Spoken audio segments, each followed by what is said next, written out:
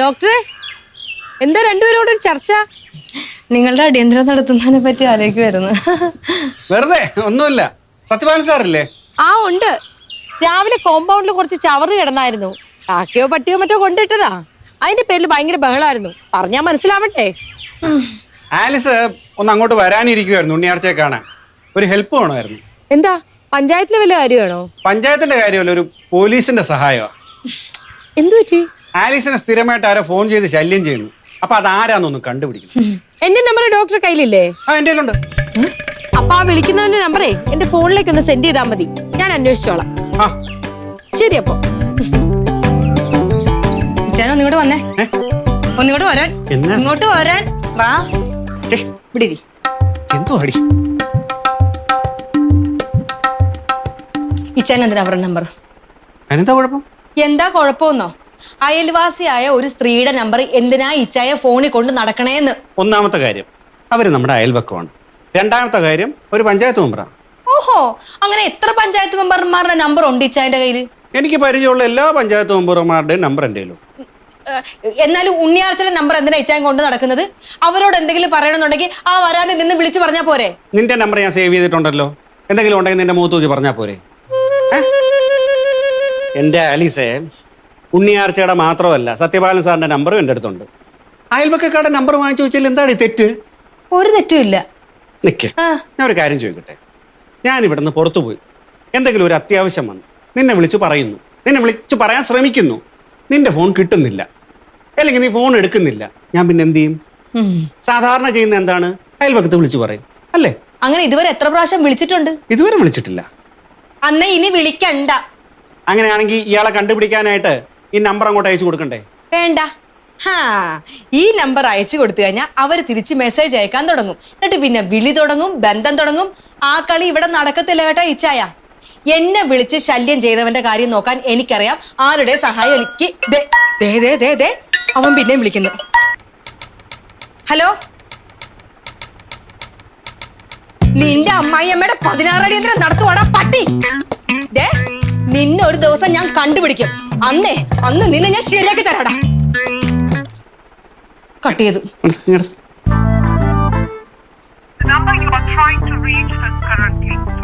Switch off. ഇതാണ് ഞാൻ പറഞ്ഞത്.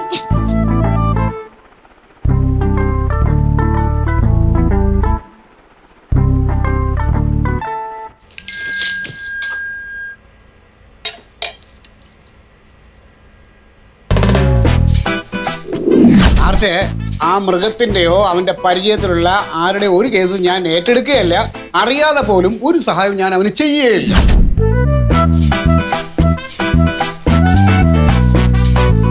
സത്യനോട് ഞാൻ എങ്ങനെ ഒന്ന് അവതരിപ്പിക്കും?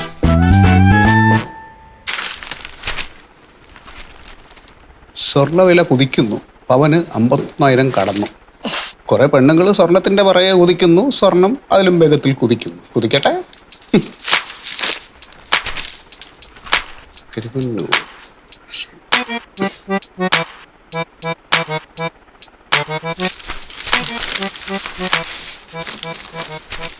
ഹലോ, ആ സുധാകരനല്ലേ? ഈയിടെയായിട്ടൊന്നും വിളിക്കുന്ന പോലുമില്ലല്ലോ. അല്ലെങ്കിൽ ഇടയ്ക്കിടയ്ക്ക് വിളിക്കുന്നതല്ലേ? ഏയ്, അങ്ങനെ തിരക്കൊന്നുമില്ല. എന്നാലും ഒരു 10 മണി കഴിഞ്ഞിട്ട് വിളിച്ചാൽ നന്നായിരുന്നു. അതെ അതെ. ആ, വേറെന്താ വിശേഷം? അതെ അതെ, ഇടയ്ക്ക് പഞ്ചായത്ത് ഓഫീസിലേക്കൊക്കെ ഒന്ന് ഇറങ്ങ്, കാണാലോ. അതൊക്കെയല്ലേ ജീവിതത്തിലൊരു സന്തോഷം. അപ്പോ ശരി, ഒരു 10 മണി കഴിഞ്ഞ് വിളിക്കേ. ഓ ശരി. ഏത് സുധാകരൻ? എത്ര സുധാകരനെ സത്യേട്ടന് അറിയാം? അതെ, വെറുതെ ഇങ്ങനെ ഓരോരുത്തരെ വിളിക്കേണ്ട കാര്യം എന്താ? ഈ ഫോൺ എന്ന് പറയുന്നത് ആവശ്യത്തിന് വിളിക്കാനുള്ള സാധനമാണ്. അല്ല, ഈ ആവശ്യം അനാവശ്യമൊക്കെ ആരാ തീരുമാനിക്കുന്നത്? ആർച്ചേ, എന്റെ ഫോണിൽ ഒരു 1000 നമ്പർ ഉണ്ട്.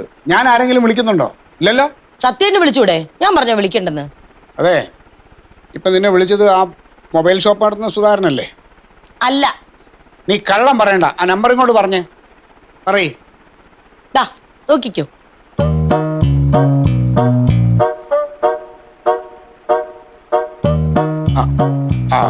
അവനല്ലല്ലോ. അതല്ലേ ഞാൻ പറഞ്ഞത്. ഈ സുധാകരൻ പഞ്ചായത്ത് ഓഫീസിൽ ഒരു ആവശ്യത്തിന് വന്ന് പരിചയപ്പെട്ടതാ. നല്ല മനുഷ്യൻ. വെറുതെ പഞ്ചായത്ത് ഓഫീസിൽ ഒരു ആവശ്യത്തിന് വന്ന ആളുമായിട്ട് ഇത്രയ്ക്കെന്തോ അങ്ങോട്ട് സംസാരിക്കാൻ?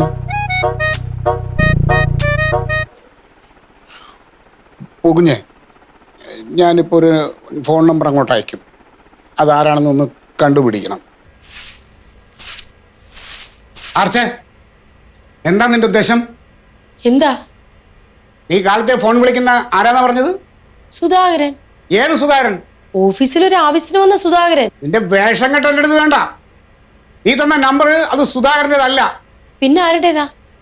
അതൊരു മനോഹരൻ്റെ ആണ്. ഏത് മനോഹരൻ? ആർച്ചേ, നീ തമാശ കളിക്കരുത്. ഈ മനോഹരൻ എന്ന് പറയുന്നവൻ നിന്റെ ഫോണിൽ ഇന്നെ വരെ വിളിച്ചിട്ടില്ല. അവൻ എപ്പോഴും വിളിക്കുന്നത് അപ്പുറത്തെ ആലീസിന്റെ ഫോണിലാ. ആണോ? അപ്പൊ ആള് കറക്റ്റാ. നീ എന്തിനാണ് എന്നോട് കള്ളം പറഞ്ഞത്? ചില നേരത്തെ സത്യം പറഞ്ഞാൽ കാര്യം നടക്കില്ല, അപ്പൊ കള്ളം പറയേണ്ടി വരും. 2 ദിവസമായിട്ട് അവൻ ആലീസിനെ ഫോണിൽ വിളിച്ച് അനാവശ്യം പറയുക. സത്യത്തില് പോലീസ് സ്റ്റേഷനിൽ പരാതി കൊടുക്കുകയാണ് പോം വഴി. പക്ഷെ ഇവിടുത്തെ SI ഡോക്ടറെയോ ഡോക്ടറെ പരിചയത്തിൽപ്പെട്ടവരെയോ സഹായിക്കില്ലെന്ന് മൃദു എടുത്തിരിക്കുകയല്ലേ. അപ്പൊ പിന്നെ ഞാൻ ഈ ഒരു വഴിയേ കണ്ടുള്ളൂ. നിന്റെ വേഷം കെട്ട എൻ്റെ അടുത്ത് വേണ്ട. ആർച്ച, നീ കാരണം ആ പാവത്തിനെ ഞാൻ എടുത്തിട്ട് ഇടിച്ചു. നന്നായി പോയി. അവിടെ നിക്കടി, അവിടെ നിൽക്കാം. ആർച്ച, സത്യം. നീ ആ മൃഗത്തിന് വേണ്ടിയിട്ട് സ്വന്തം ഭർത്താവിനെ ഒറ്റ കൊടുത്തേക്കാ. ഒറ്റ കൊടുത്തെന്നോ? സത്യം എന്തൊക്കെയാ പറയുന്നേ? അതെ, നിന്റെ വാക്കും കേട്ടിട്ടാണ് ഞാൻ ആ മനോഹരനെ തല്ലിയത്. ആ മനോഹരൻ അടി കൊള്ളേണ്ടതായിരുന്നു. സത്യയുടെ ജീവിതത്തിൽ ആദ്യമായിട്ടൊരു നല്ല കാര്യം ചെയ്തേ. അതിന്റെ പുണ്യം സത്യത്തിന് കിട്ടും. ആ ഡോക്ടറെ, സംഭവം അറിഞ്ഞോ? ഇല്ല. ആലീസിനെ കൂടെ വിളിക്കേ. ആലീസേ, രാവിലെ എന്നോടൊരു കാര്യം പറഞ്ഞായിരുന്നില്ലേ? ആ കാര്യം ശരിയാക്കിയിട്ടുണ്ട്. ആലീസിന് ഫോൺ ചെയ്തിരുന്നവനെ സത്യമായിട്ട് പൊക്കി. മനോഹരൻ എന്ന അവന്റെ പേര്. അടിച്ചവന്റെ ഷേപ്പ് മാറ്റിയിട്ടുണ്ട്. രാവിലെ ഈ കാര്യം പറഞ്ഞപ്പോ മുതൽ സത്യന്റെ കളി കാണണമായിരുന്നു. ഇനി അവന്റെ ശല്യം ഉണ്ടാവില്ല. സന്തോഷായില്ലേ? പിന്നെ താങ്ക്സ് കേട്ടോ. Thanks a lot. ഡി, ഒരാവശ്യം വന്നാൽ ആരാ സഹായിക്കുന്നതെന്ന് പറയാൻ പറ്റത്തില്ല. ഇപ്പോഴെങ്കിലും നീ ഒന്ന് മനസ്സിലാക്ക്. പിന്നെ അവര് പറഞ്ഞതൊക്കെ ഇച്ചായും വിശ്വസിച്ച? ഞാൻ വിശ്വസിച്ചിട്ടില്ല എന്തായാലും.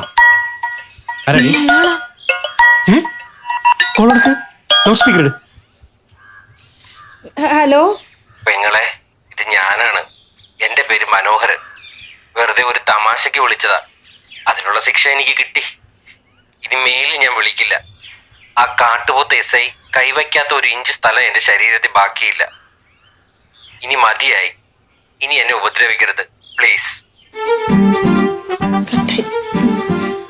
അയാൾക്കിട്ട് ശരിക്കും ഇടി കിട്ടിയെന്ന് തോന്നുന്നു.